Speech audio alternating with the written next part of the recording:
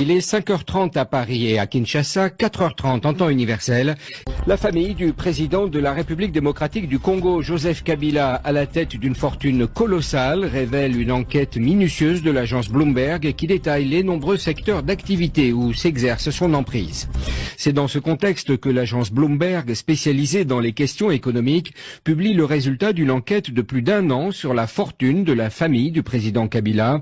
Des dizaines d'interviews et des milliers de documents d'entreprise ainsi que des documents judiciaires révèlent que Joseph Kabila et sa famille ont constitué un gigantesque réseau d'entreprises qui s'étend dans tous les secteurs de l'économie congolaise et qui a rapporté des centaines de millions de dollars à ses membres, dit Bloomberg. Les explications de Léa-Lisa Westerhoff. Des participations dans au moins 70 entreprises. La famille Kabila en est souvent le principal actionnaire ou l'un des gérants. Ces entreprises sont présentes dans presque tous les secteurs, la banque, l'agriculture, la distribution de carburant, mais aussi le transport aérien, la construction de routes. D'autres sont des agences de voyage, des boutiques ou des boîtes de nuit.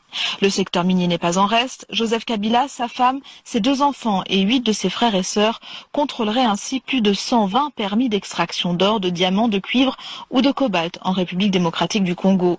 Difficile d'estimer le montant exact que rapporte cette activité économique. 350 millions de dollars sur 4 ans pour l'une de ces sociétés, avancent encore les enquêteurs de Bloomberg. Cette activité est-elle illégale ? L'article 96 de la Constitution congolaise interdit au chef de l'État toute activité professionnelle, mais pas à sa famille. Ce qui explique sans doute que le président lui-même n'est associé qu'à 2 entreprises. Cette enquête est en tout cas une première. Jamais les Congolais n'ont eu accès à de telles informations concernant leur président et son immense richesse. Cette enquête de Bloomberg ne semble en tout cas susciter dans l'entourage de Joseph Kabila ni surprise ni gêne. Pour son conseiller diplomatique Barnabé Kikaya Binkaroubi, rien de tout cela n'est problématique. Écoutez-le.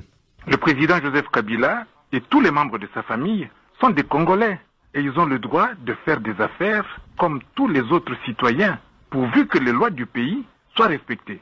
Et que je sache, dans cet article, nulle part on ne dit que les lois du Congo ont été violées. Le président de la République doit vivre, les membres de sa famille doivent vivre, et il se peut que par-ci par-là ils aient quelques avantages parce que c'est la première famille et cela ne m'étonne pas.